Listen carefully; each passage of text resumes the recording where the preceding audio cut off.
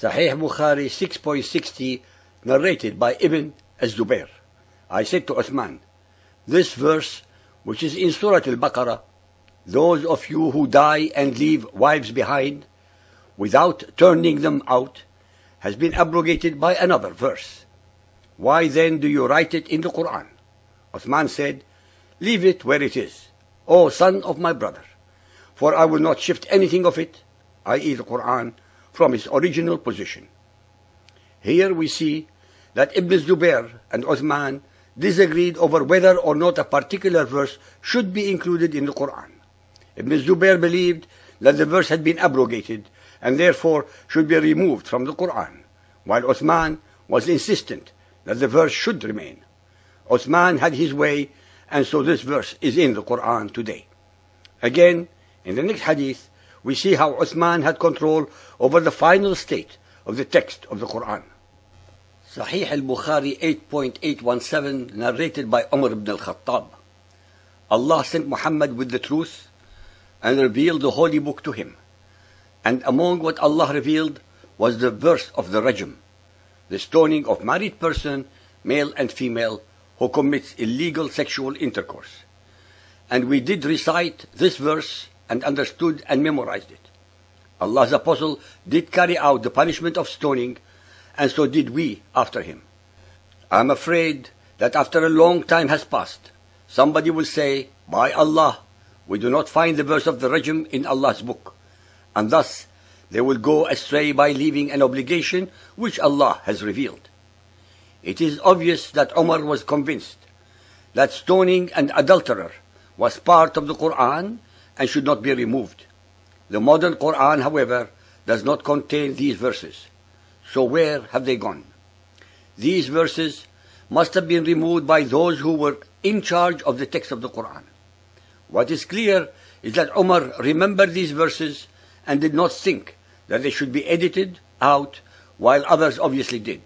And so today they are not in the modern Quran.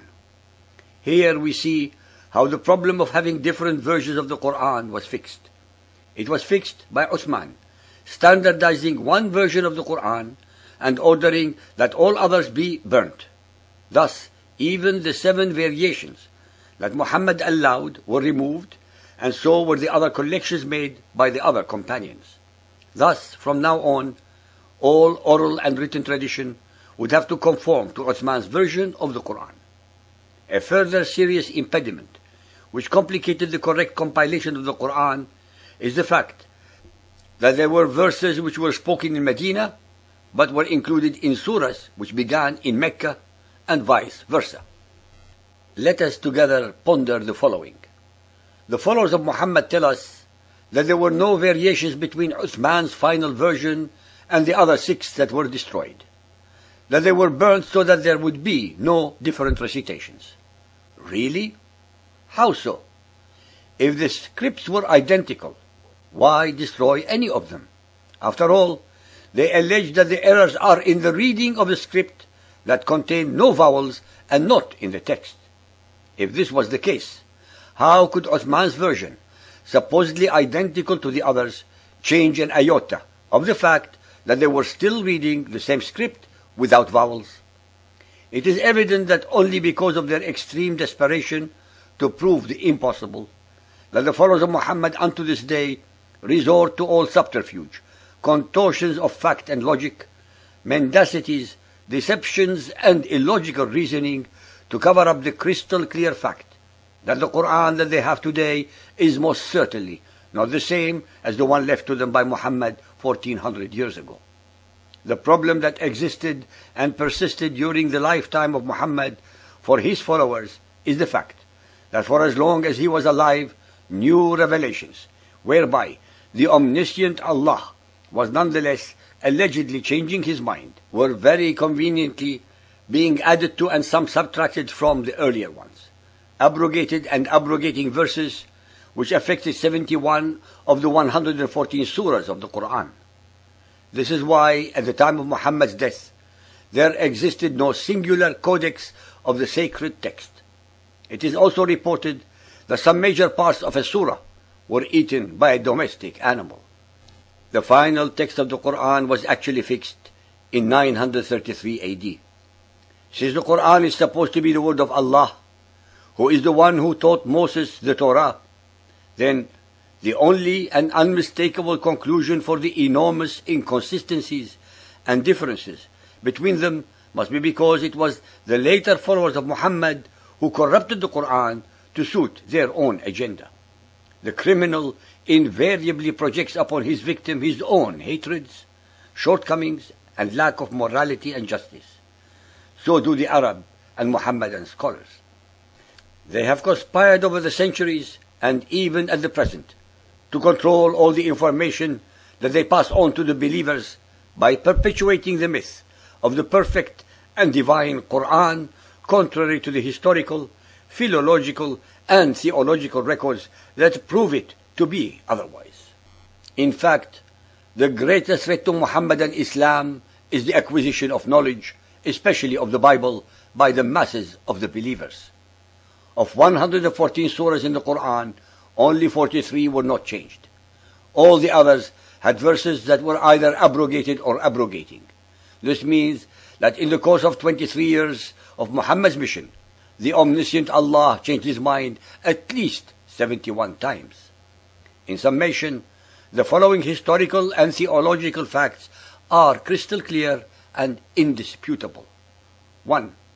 The greatest number of traditions and fetishes of the Muslims are nothing but continuance, a repackaging and Islamization of pagan rites and actions that pre-existed Muhammad and his Quran. 2. Almost all the precepts and concepts of importance in the Quran have been plagiarized, plundered, pirated and or perverted from the Hebrew Bible and Scriptures, from the New Testament and Apocrypha, from pagan Arabian religion, and also from Zoroastrian religion and traditions. Abdul Fath Muhammad Shahristani, 1086 AD, in his valuable book on sects and religions, Al-Milal wal-Nihal, asserts that many of the rights and duties of Islam are continuations and practices which the pagan Arabs had adopted from the Jews. 3. Even if Muhammad were illiterate, not able to read or write, does not negate his ability to compose and recite prose and or poetry. Most of the poets of Arabia were illiterate, but masters of the spoken language. The oral, poetic tradition of the Arabs was their greatest legacy, since they left almost nothing in the form of writing, thus proving beyond a shadow of a doubt that poetry and prose in Arabia was completely independent from literacy. 4. The Quran is only a tossed salad bowl of stories, concepts and precepts, plagiarized, plundered, pirated and or perverted at will from the beliefs of other peoples to suit Muhammad's agenda of inventing a suitable scripture for his fellow pagan Arabs to equal, if not rival, those of the people of the book. No copy of any masterpiece, no matter how well done it may be, can ever equal to, let alone surpass, an original. 5. The followers of Muhammad can try their worst to obfuscate, contort, pervert and twist the facts to prove otherwise, but it is a mission impossible to accomplish. That is why, when they cannot counter the truth with facts or logic, they invariably resort to violence to silence their opponents, just as was done earlier by their mentor and perfect example, Muhammad. 6. The so-called Arabic Quran contains at least 118 words of paramount and vital importance that are actually totally foreign and are derived from Hebrew, Aramaic, Ethiopic, Syriac, Greek, Persian and Sanskrit, to name just a few. Having now read many of the hadiths and other sources, it is obvious that these Muhammadan claims regarding the incorruptibility of the Quran are, to put it mildly, an exaggeration and have no support at all from the authoritative hadiths. In fact, the hadiths record the opposite. They say that Muhammad never standardized the Quran and allowed variation, and that the early Muslims memorized the Quran slightly differently. Then Uthman and a team of others edited and standardized one version of the Quran and had all others destroyed. It is not unreasonable to assume that the collection of the Quran that Uthman made is a good record of what Muhammad recited. However, it was not the only good collection that was made, nor was it a collection made by Muhammad. In conclusion, the followers of Muhammad, contrary to all proofs and logic, reject and deny the universal records of history, the Bible, and their own hadith, but assert and believe that only the Quran is true.